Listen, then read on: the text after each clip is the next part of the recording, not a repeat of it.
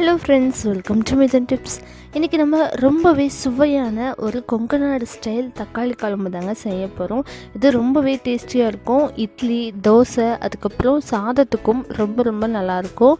இந்த குழம்பு பார்த்திங்கன்னா செய்கிறது ரொம்ப கம்மியான டைம் தான் தேவைப்படும். ஆனால் இதோட டேஸ்ட் ரொம்பவே நல்லாயிருக்கும். ஸோ இந்த வீடியோ ஃபுல்லாக ஸ்கிப் பண்ணாமல் பாருங்கள். நம்ம சேனலுக்கு இதான் ஃபர்ஸ்ட் டைம் வரீங்கன்னா கீழே இருக்க red colour subscribe button press பண்ணிக்கோங்க. அப்படியே பக்கத்தில் இருக்க பெல் ஐக்கானும் ப்ரெஸ் பண்ணிக்கோங்க. வாங்க எப்படி செய்யலான்னு பார்க்கலாம். இந்த தக்காளி குழம்பு செய்கிறதுக்கு நம்ம எல்லா இன்க்ரீடியன்ஸும் பார்த்திங்கன்னா நல்லா எண்ணெயில் வறுத்து அதுக்கப்புறமா அரைக்கிட்டா போகிறோம். ஸோ ஃபஸ்ட்டு வந்துட்டு ஒரு கடாயில் இந்த மாதிரி எண்ணெய் விட்டுக்கோங்க. எண்ணெய் நல்லா காஞ்சதுக்கப்புறமா நம்ம மிளகாய் வத்தல் இதில் சேர்த்திடலாம். நல்லா காரமாக இருந்தால் தான் அந்த குழம்பு சாப்பிட்றதுக்கு நல்லாயிருக்கும். ஒரு 10-15 காஞ்ச மிளகாய் சேர்த்திக்கலாம். முதல்ல மிளகாய் மட்டும் தனியாக வறுத்து செப்பரேட்டாக எடுத்து வச்சிடலாம். ஏன்னா இது ரொம்ப நேரம் குக் ஆச்சு அப்படின்னா இதோட கலரும் வாசனையும் வந்துட்டு மாறிடும். அதுக்கப்புறம் குழம்போட டேஸ்ட் வந்துட்டு கெட்டுரும். அதனால் முதல்ல நல்லா வாசனை வர கருகிறதுக்கு முன்னாடியே இந்த மிளகாயை நல்லா வறுத்து செப்பரேட்டாக ஒரு பிளேட்டில் எடுத்து வச்சுருங்க. இப்போது இந்தளவுக்கு நல்லா வறுபட்டுருச்சு. கலர் சேஞ்ச் ஆகிறதுக்கு முன்னாடியே வந்துட்டு, அதாவது கருப்பாகிறதுக்கு முன்னாடியே எடுத்து செப்பரேட்டாக வச்சுக்கோங்க. இப்போ அதே எண்ணெயில் ஒரு 2 கை அளவுக்கு சின்ன வெங்காயம் எடுத்துக்கலாம். இந்த குழம்பு செய்கிறதுக்கு சின்ன வெங்காயத்தில் செஞ்சால் தான் டேஸ்ட் வந்துட்டு நல்லாயிருக்கும். இந்த மாதிரி 2 கட் பண்ணி இந்த மாதிரி வதக்கிக்கலாம். இது கூட ஒரு கொத்து கருவேப்பிலையும் சேர்த்துக்கலாம்.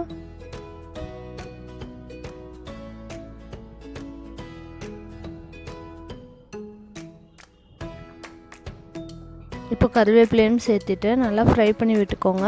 இது கூட நம்ம வந்துட்டு 3 டீஸ்பூன் அளவுக்கு சீரகம் சேர்த்திடலாம்.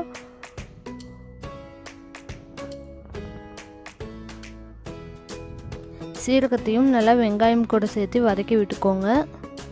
நல்லா அது பொரிஞ்சதுக்கப்புறம் வாசனை வந்ததுக்கப்புறமா இதில் 1 கப் அளவுக்கு துருவன தேங்காய் சேர்த்துக்கலாம்.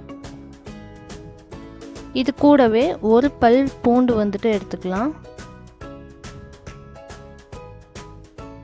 சின்ன பல்லாக இருந்தால் 2-3 எடுத்துக்கோங்க. இது பெரிய பல் பூண்டு அப்படிங்கிறதுனால நான் 1 மட்டும் எடுத்துருக்கேன். தேங்காய் வந்துட்டு அப்படியே லைட்டாக கலர் சேஞ்ச் ஆகும்போது நம்ம இதில் மல்லித்தூள் சேர்த்திடலாம்.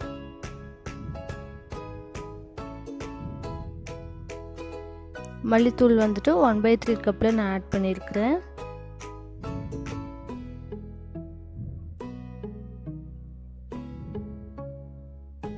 இப்போது இது எல்லாமே பார்த்திங்கன்னா நல்லா பச்சை வாசனை போகிற மாதிரி நல்லா வறுத்துக்கலாம். ஒரு 2 மினிட்ஸ் போல் அடுப்பை மீடியம் ஃப்ளேமில் வச்சு வறுத்து விட்டுருங்க. நல்லா பச்சை வாசனையும் போகணும், அதே சமயம் நல்லா வதங்கி இருக்கணும். அப்போ தான் நம்மளுக்கு குழம்பு நல்ல டேஸ்ட் கிடைக்கும்.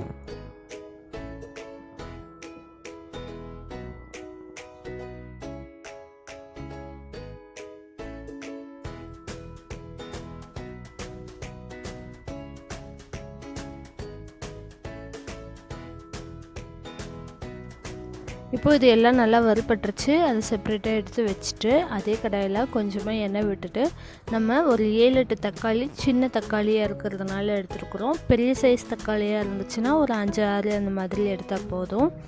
இப்போது அந்த மாதிரி 2ஆக கட் பண்ணி தக்காளி ஃபுல்லாக நல்லா வந்து குக் ஆகிற மாதிரி நம்ம வதக்கிக்கலாம்.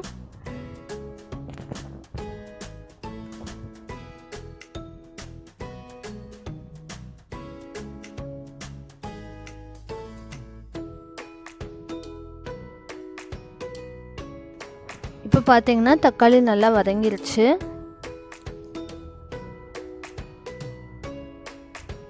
இப்போ நம்ம ஆல்ரெடி வந்துட்டு வறுத்து செப்பரேட்டாக எடுத்து வச்சுருக்குறோம் இல்லையா, அந்த மசாலா கூட 1/2 டீஸ்பூன் சோம்பு, 2 சின்ன துண்டு பட்டை, 1/2 டீஸ்பூன் கசகசா, 3 கிராம்பு, இது எல்லாத்தையும் இது கூட சேர்த்திடலாம்.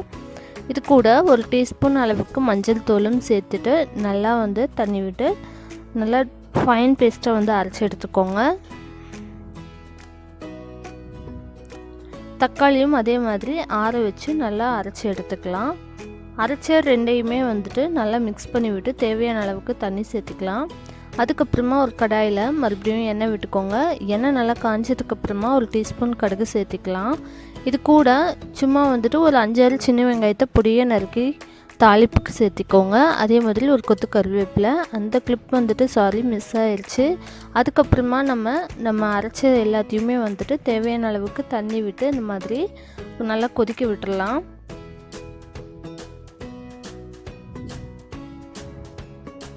இப்போது இது எல்லாமே பார்த்திங்கன்னா நல்லா கொதித்து வந்துட்டுருக்கு. அந்த பச்சை வாசனையும் போகணும். இப்போ இருக்கிறத விட கொஞ்சம் வந்து திக்காகணும். அந்தளவுக்கு நல்லா கொதிக்க விட்டுடலாம். ஸோ இப்போ பார்த்திங்கன்னா நல்லா குக் ஆகிடுச்சு. நல்லா கலர் சேஞ்சும் ஆகியிருக்கு. இதோட கன்சிஸ்டன்சியும் பார்த்திங்கன்னா மாறி இருக்கு. கொஞ்சம் திக்காகி இருக்குது. ஸோ இந்த பக்குவம் வந்த உடனே நம்ம அடுப்பு ஆஃப் பண்ணிவிட்டு இதை இறக்கி வச்சிடலாம். அவ்வளோதான், சிம்பிளான தக்காளி குழம்பு வந்துட்டு ரெடி ஆயிடுச்சு. இது பார்த்திங்கன்னா செய்கிறதுக்கு ஆல்ரெடி சொன்ன மாதிரி ரொம்ப டைம்லாம் எடுத்துக்காது. ஆனால் டேஸ்ட் வந்துட்டு ரொம்பவே நல்லாயிருக்கும். இட்லி, தோசை, அதுக்கப்புறம் சாதம் எல்லாத்துக்குமே ரொம்பவே நல்லாயிருக்கும். இந்த குழம்பு பார்த்திங்கன்னா பழசு ஆக ஆக தான் இன்னுமே நல்ல ஒரு டேஸ்ட் கிடைக்கும். நாங்கள் வந்துட்டு பொதுவாகவே பார்த்திங்கன்னா இன்றைக்கி நைட்டு இட்லி செய்கிறோம்னா இன்றைக்கி நைட்டே வந்து தக்காளி குழம்பு செஞ்சிட்டோம் அப்படிங்கும்போது நெக்ஸ்ட் டே வந்துட்டு அது இட்லி, தோசை, அதுக்கப்புறம் சாதம் எல்லாத்துக்குமே வந்துட்டு இதோட டேஸ்ட் இன்னுமே நல்லாயிருக்கும். வச்சப்போ விட நெக்ஸ்ட் டே வந்துட்டு இன்னுமே டேஸ்ட் நல்லாயிருக்கும். ஸோ கண்டிப்பாக இந்த குழம்பை நீங்களும் ட்ரை பண்ணி பாருங்கள். எப்படி வந்துச்சுன்னு சொல்லி கீழே கமெண்ட் பண்ணுங்கள். நம்ம சேனலை இன்னும் நீங்கள் சப்ஸ்கிரைப் பண்ணலைன்னா மறக்காமல் கீழே இருக்க red colour subscribe button press பண்ணிக்கோங்க. அப்படியே பக்கத்தில் இருக்க பெல் ஐக்கானும் ப்ரெஸ் பண்ணிக்கோங்க. Thanks for watching.